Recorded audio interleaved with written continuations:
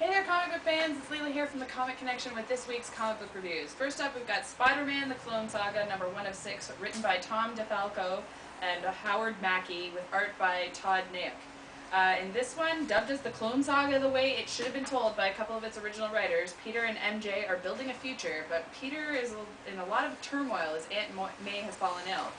Ben Reilly, Peter's clone, has secretly been in touch with Aunt May and rushes to her bedside, of course, meeting up with Peter, who then have a bit of a throwdown and are attacked by a villain unknown to them, apparently taking orders from some unknown mastermind behind the whole thing. I sort of missed the Clone Saga thing the whole first time through. I understand that it went kind of on and on and on, it was kind of crappy, but I really enjoyed this, so I have no background information to go back on it, but this was really well done. The story was well written and the art is beautiful. So don't let the whole Clone Saga thing throw you off. This was actually a very good read. Next up we've got Mickey Mouse and Friends, number 296, written by Stefano Ambrosio, with art by Pastrovicchio, Santillo, and Giglioni. This is sort of the first offering from Boom Studios with the Disney license, so I thought I would check it out for you guys to see what it was all about. In this one, Mickey, who's a sorcerer apprentice, loses his village Diamagic crystal while his master is away. He follows the wizard who stole it, Pegleg Pete, to the city, where he joins forces with Donald and Goofy, becoming a team that will compete in a magic tournament where the prize is powerful crystals and the Diamagic that he lost. But the mysterious Lord of Deception has other plans for the crystals and for Mickey. I kind of enjoyed this. It wasn't bad for an all-ages story. It's got vivid art. I thought this was really well done.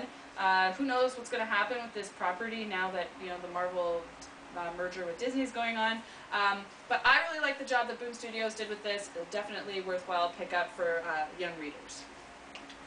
And last and possibly least is Shang, Master of Kung Fu. This is a one-shot written and drawn by various people, as there are 4 stories featuring a man who is raised by his father to be a great assassin, but he eventually has to turn his back on his father and his evil ways, and has to go on to forge his own path.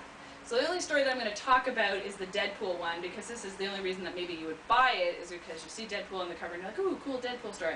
So in this one, Deadpool is hired by competitors in a bike race across the desert who are trying to keep Shang-Chi from winning. But the 2 assassins find that they have a lot in common and turn the tables on everybody else in the race. So this is a black and white book, which normally doesn't impress me too much. But it can be effective when the art is really good, but unfortunately it's not in this one, so it's not a great artistic choice by any means. And like I said, the stories are not really interesting. Even the Deadpool one was only limitedly interesting to me. So overall I can't really recommend it, but for you Deadpool completists out there, this is a book that you've got to buy.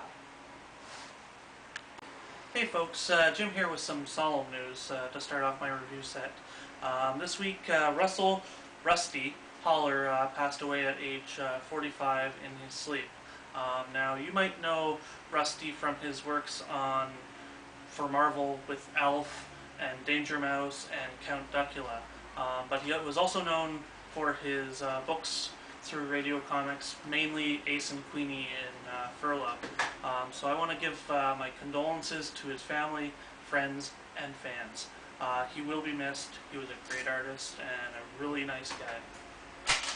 First up, Ninja High School, number 173, written by Robbie Bevard with art by Ben Dunn. And in this one, Ricky and Kuro team up to take down Udai and restore Quagmire to normal, or as normal as Quagmire usually is. Really good story, really good art. I'm really glad to see that characters are coming back when Ninja High School is coming to its end. It's nice to see characters after 10 years when you haven't seen them. As I said, good story, good art. It's coming down to the close. Only 2 issues to go until number 175 and the end of Ninja High School as we know it. Next up, Gold Digger, Halloween, number 5, written and drawn by Fred Perry, Joe White, David Hutchison, and etc. And in this one, it basically follows the Gold Digger cast in several spectral stories filled with Halloween hijinks. Funny stuff. Really good pin-ups and everything. If you're a fan of Gold Digger, this is going to go in your inbox anyway.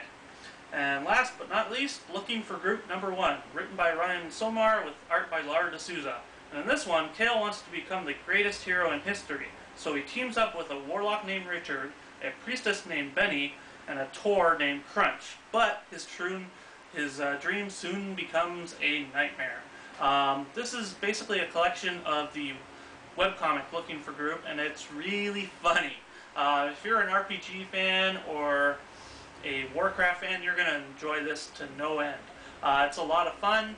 It's really funny. There's some great one-liners from Richard, and if you don't become a fan of Richard, well, you have simply no soul.